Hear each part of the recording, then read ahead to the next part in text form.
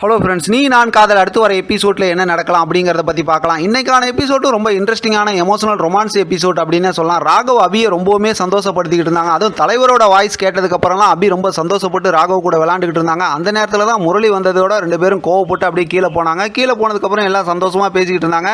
ஆனால் நேரம் கிடைக்கும் போதெல்லாம் ஆகாஷ் வந்து முரளியை வந்து சிறப்பாக சம்பவம் பண்ணி விட்டுக்கிட்டு இருக்கார் அப்படின்னே சொல்லலாம். ஏன்னா முரளியை பற்றி எல்லா உண்மையும் தெரிஞ்சதுக்கப்புறம் அபியை பற்றி ஏற்கனவே ஆகாஷுக்கு தெரியும். அதனால் பார்த்தா முரளி மேலே செம்ம கோவத்தில் இருக்காரு. ராகவுக்கு எல்லா உண்மையும் தெரிஞ்சிருந்தாலும் ராகவுக்கு இப்போ வரைக்கும் பார்த்தா அபி மேலே கொஞ்சம் சந்தேகம் இருக்கிறதுனால ராகவால் எதுவும் ரியாக்ட் பண்ண முடியாமல் இருந்துகிட்டு இருக்கு. ஆனால் அடுத்தடுத்து இந்த மாதிரி பயங்கர கோவப்பட்டு பேசிக்கிட்டு இருக்காங்க.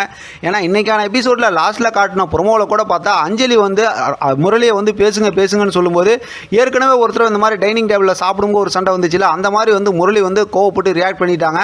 அந்த நேரத்தில் தான் ஆகாஷ் வந்து இப்போ அக்கா என்ன சொல்லிட்டாங்கன்னு இவ்வளோ கோவப்படுறீங்க அப்படிங்கிற மாதிரி செம்மையாக கோவப்பட்டு வந்து பிடிச்சிக்கிட்டாரு. ஏதாவது நல்லா சம்பவம் பண்ணி விட்டாருன்னா ரொம்பவுமே சூப்பராக இருக்கும். ஆனால் அப்படி எதுவும் நடக்கிறதுக்கு வாய்ப்பு இல்லை. ஏன்னா அஞ்சலி வந்து கோவப்படுவாங்க அப்படிங்கிறனால தான் ராகவ் அபி எல்லாருமே பார்த்தோம்னா உண்மை தெரிஞ்சும் அப்படியே அமைதியாக இருந்துகிட்டு இருக்கிறாங்க. இது வந்து எந்த அளவுக்கு கொண்டு போவாங்க அப்படிங்கிறது நமக்கு தெரிஞ்சதான். இந்த எமோஷனல் பிளாக்மெயிலை வச்சு தான் அடுத்து ஸ்டோரியை மூவ் பண்ணுவாங்க. ஏன்னா ஏற்கனவே நம்ம தெலுங்கு வெர்ஷனில் இது பார்த்தாச்சு. ஆனால் தெலுங்கு வெர்ஷன்லேருந்து தமிழில் ஸ்டோரியை டிஃப்ரெண்ட்டாக கொண்டு போகிறதுனால தெலுங்கு வெர்ஷனில் பார்த்தா அபியோட அப்பாவுக்கு உடம்பு சரியாமல் போயிடும். அப்புறம் பார்த்தோம்னா ராகவுக்கு ஆக்சிடென்ட் ஆகிடும். இப்படிலாம் நிறைய எமோஷனல் பிளாக்மெயில் பண்ணுவாங்க. இப்போ தமிழில் அதை அப்படியே கண்டினியூ பண்ணி பார்க்கும்போது இப்போ அடுத்து முரளியோட டார்கெட் யாராக இருக்கும்னு யோசிச்சு பார்த்தோம்னா முரளி வந்து அடுத்து ஆகாஷை டார்கெட் பண்ணுவாங்களோ அப்படிங்கிற மாதிரி தான் யோசிக்க தோணுது. ஏன்னா ஒரு பக்கத்து சுந்தரி பார்த்தோம்னா அணுவை வந்து மென்டல் டார்ச்சர் பண்ணி செஞ்சதை செய்யாத மாதிரியும் செய்யாததை செஞ்ச மாதிரியும் ஒரு மாதிரி மென்டல் டார்ச்சர் பண்ணிகிட்டு இருக்காங்க. ஆகாஷ் வேறு பார்த்தோம்னா எனக்கு பைக் ரேஸ் பண்ணணும், அதுதான் எனக்கு ரொம்ப பிடிக்கும் அப்படிங்கிற மாதிரி சொல்லிட்டு இருக்காரு. இப்போ இந்த ஒரு காரணத்தை காட்டி ஆக்சிடென்ட் ஆகிற மாதிரி பண்ணி இப்போ ஆகாஷை வந்து எதுவும் ஏதாவது உடம்பு முடியாமல் படுக்கை ஆக்குறது, இந்த மாதிரி ஏதாவது பிரச்சனை ஆக்குறது அப்படிங்கிற மாதிரி முரளி எதுவும் செய்யறதுக்கு நிறைய வாய்ப்பு இருக்குது. ஏன்னா இவங்களை பொறுத்த வரைக்கும் அடுத்த ஸ்டோரி மூவ் பண்ணணும்னா முரளியை கான்செப்டாக வச்சு, அதாவது இந்த எமோஷனல் பிளாக்மெயில் பண்ணணும் அப்படிங்கிற மாதிரி தான் கொண்டு போய் ஆகணும்.